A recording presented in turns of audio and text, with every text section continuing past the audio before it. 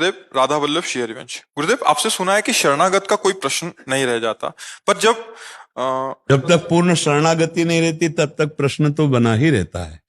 जब पूर्ण शरणागति हो गई तो फिर प्रश्न कहाँ रह जाता है। तो अभी तन वांग मनोभीर अमलई सोहम तविवास्थिता, शरीर मन वाणी से निर्मल होकर मैं स्वयं आपकी शरण में, ये पूर्णता है। तो निर्मल होने के लिए प्रश्न तो बना ही रहेगा जब तक निर्मलता नहीं रहेगी। किसका प्रश्न है? हाँ जी, तो प्रश्न कीजिए। अभी पूर्ण शरणागति थोड़ी आ गई। पर सत्संग में सुना था कि काम क्रोध लोभ पर विजय नहीं मिली तो नरकों में जाना पड़ेगा। ऐसे में भाव आता है कि हम आपके हैं, बस हमें नरक मिले या जो भी मिले। नहीं, इसमें एक चीज देखना है, हमारे लिए संसार में धर्म पूर्वक व्यवस्था की गई है। भोग सब है, खाना पीना भी भोग है, देखना सुनना भी भोग है, हर इंद्री का एक अपना भोग है। उसे हम धर्म पूर्वक भोगे, जरूरी पाप पूर्वक भोग भोगे। हमारे अंदर भोग की लालसा है तो भगवान ने उसकी धर्म पूर्वक व्यवस्था की है। जैसे हमें खाने की लालसा है तो हमारे लिए खाने के लिए अच्छे अच्छे पदार्थ बने। जरूरी तुम राक्षस बनो? अरे 56 प्रकार के भोग, 36 व्यंजन, 60 रस भोजन है, जरूरी? अब जैसे भोग है, मान लो काम भोग ही है, तो एक हमारे यहाँ की प्रथा है, आप किसी पुरुष को पति रूप में धर्म पूर्वक स्वीकार करें और आजीवन आप उसका निर्वाह करें, वो धर्म पूर्वक को कोई पाप नहीं माना जाएगा। अब आज इससे कल उससे अगर आप भाव करें कोई भी हो तो पापाचरण होगा। अब कह दे कि हम तो भगवान की शरण में हो, खूब करे मनमानी पाप, तो हम कैसे मानेंगे कि आप भगवान की शरण में हो? अपने प्यारे के प्रतिकूल आचरण करना कोई प्यार कहलाता है क्या? हम आपसे प्यार करेंगे लेकिन आपके प्रतिकूल आचरण करेंगे, ऐसा प्यार होता है? प्यार तो प्यारे के अनुकूल आचरण होता है। मेरे प्यारे को जो पसंद है वही मुझे पसंद है, जो ही प्यारो करे सोई मुहिम। ऐसा कैसे हो सकता है कि हम भगवान के प्रतिकूल आचरण करें, हम भगवान के शरणागत कहलाएं? मुझे तो समझ में कम बात आ रही। प्रतिकूल नहीं करेंगे, धर्म पूर्वक।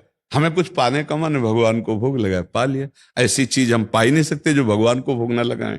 हमें अगर संसार प्रिय लग रहा है तो संसार का एक हमारा नियम है, इस अनुसार से संसार को स्वीकार करो और आराम से नाम जपते हुए, संसार का भोग भोगते हुए, धर्म का पालन करते हुए आप भगवान की प्राप्ति कर लोगे।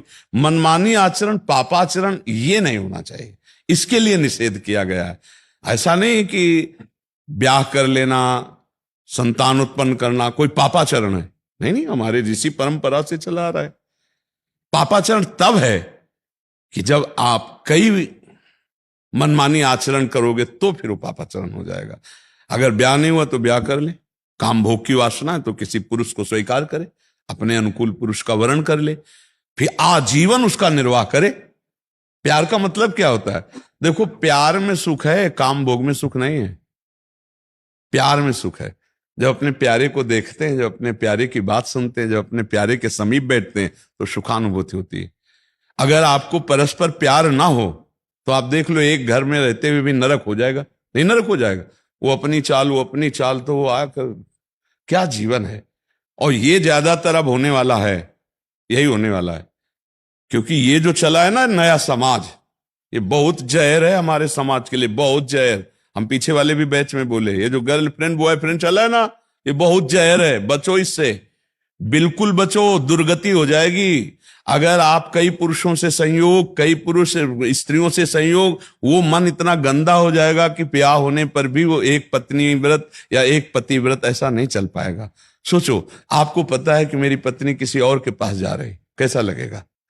उसको पता है कि मेरा पति कहलाने मात्र का मेरा पति है, लेकिन वो कई उससे संपर्क, कैसा लगेगा? फिर वो परिवार क्या होगा, फिर वो संताने का भाव, और फिर आगे कुल परंपरा क्या।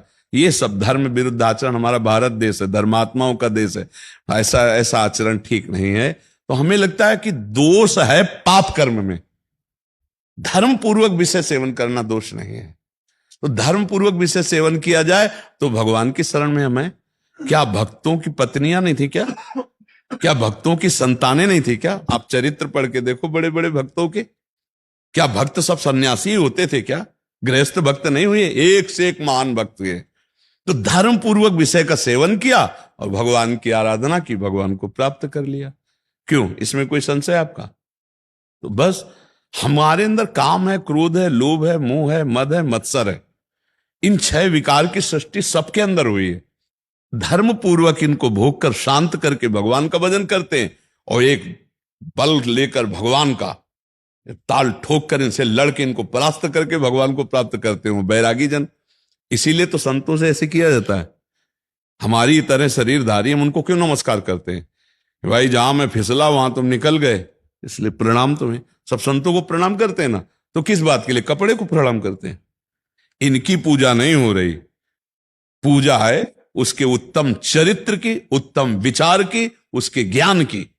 पूरा संसार जो ऐसे करता है ना, वो इसी बात को करता है कि जहां मैं फेल हुआ वहां तुम पास हो गए, जहां मैं चूक कर गया वहां तुम ताल ठोक के निकल गए, बहादुर हो। इस बात का नहीं कि तुम भेष रखे हो तो उसको नमस्कार नहीं। लाल कपड़े की और भी चीजें बनती, पीले कपड़े की और भी चीजें बनती, कपड़े को कोई थोड़ी नमस्कार करता है।